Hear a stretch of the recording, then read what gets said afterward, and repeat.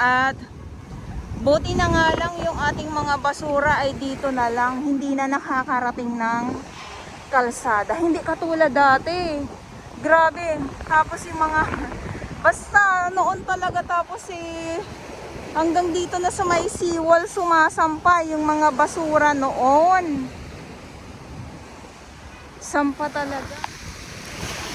Good afternoon sa inyong lahat. Manila Yacht Club po tayo at ang oras ngayon ay 1:55 ng hapon na po. At ngayon ay July 22, 2024. Ayan, akala ko nakalimot na ako ng petsa.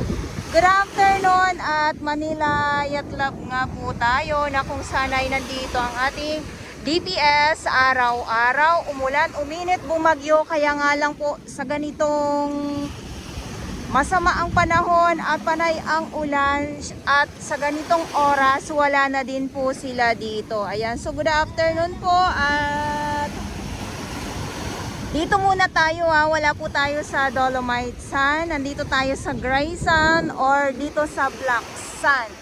Ikot ko lang po kayo para makita nyo po, ayan, yung sea wall or yung breakwater dito sa Yacht Club. At ito yung sitwasyon ng ating Gray Sand. May mga iilan na mga basura dahil tagbagyo or bagyo na naman Pilipinas. Hindi na po natin ito maiwasan at hindi na din po ito bago para sa akin. Syempre, itong mga nandito na mga samot-saring mga basura po na nakikita natin ay ito naman po ay tinga-tinga na lang din po ito sa ating mga Manila Bay Warriors. Ayan, mahalo yung ating mga nakikita ngayon dito. Sabi ko nga ay tagbagyo na at alam nyo naman po pag ganito yung sitwasyon talaga.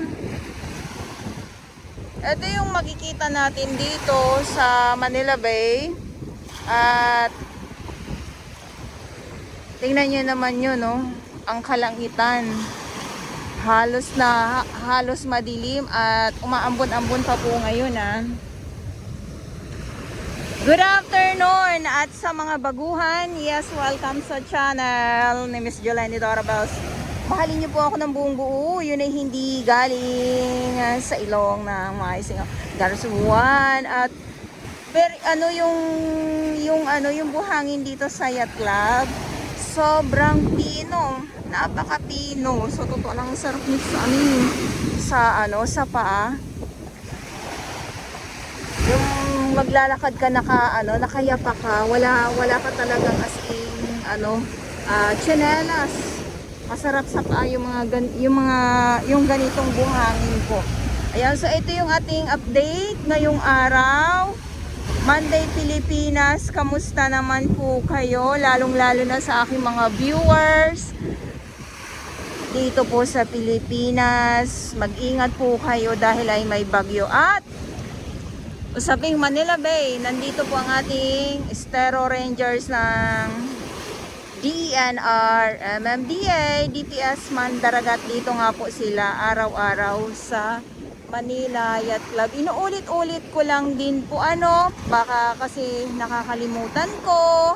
Ayan, so mayroon din po tayong ibang mga viewers na mga baguhan na hindi din po nila alam na mayroon po naglilinis dito. At syempre, pag meron tayong makita na may mga iilan na mga basura, sasabihin nila pinabayaan na, wala na daw naglilinis. Meron po. Ayan. So dito naman, grabe yung alo, no? So dito naman ay itong banyo nga po na hindi pa din po siya bukas sa publiko. Sa mga nagtatanong pala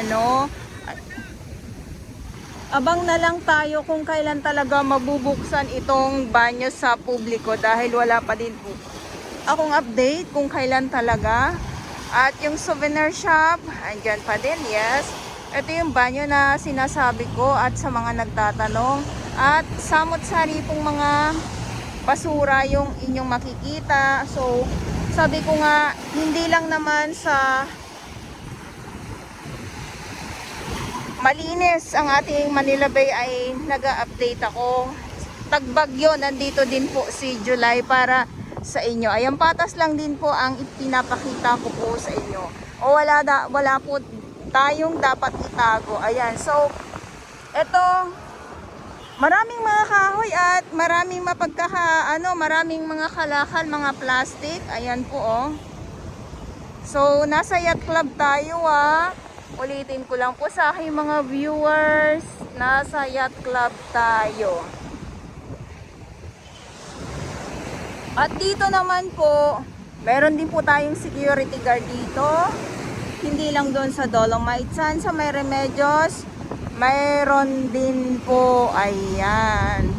At syempre yung ating mga pulis na nagbabantay dito. Araw-araw po yun, ay si Mingming. Araw-araw po yan, meron pong security guard at mga pulis po na nagbabantay dito sa mga hindi po nakakaalam. Abot ng kanilang paglilinis. Hindi na doon sa may kalsada talaga na halos noon pag bumagyo or ulan lang ay nandoon talaga yung mga basura sa sa kalsada. Grabe oh, yan oh. Ayan, so maraming salamat po sa inyong lahat at yes, Manila Yacht Club tayo ha. Ulitin ko lang po sa aking mga viewers, wala tayo sa Dolomite Sand, nandito tayo sa Gray Sand or Black Sand dito sa Yacht Club. Ayan. At mamaya syempre pupunta tayo doon sa Dolomite Sand, silipin natin. Grabe yung nanggagalit ang hangin, ang alon.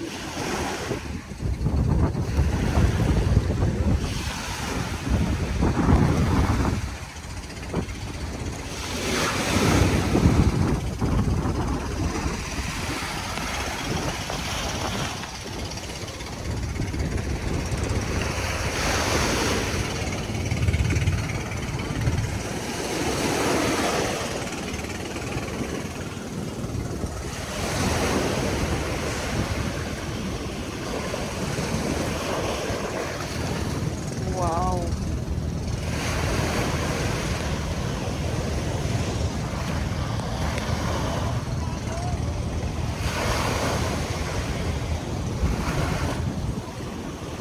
Pag yacht club talaga ang palatandaan nyo, alam nyo na po, itong mga kabatuhan na naglalakihan or itong breakwater at saka itong mga yate na nandito. So pag sa Dolomite Sand naman, syempre ang palatandaan ay ang malaking building. Ayan tayo eh. Biglang lumakas ang hangin. Kanina pag po ay grabe talaga yung yung ulan. Wala lang, nakwento ko lang dahil nga ay bagyo po.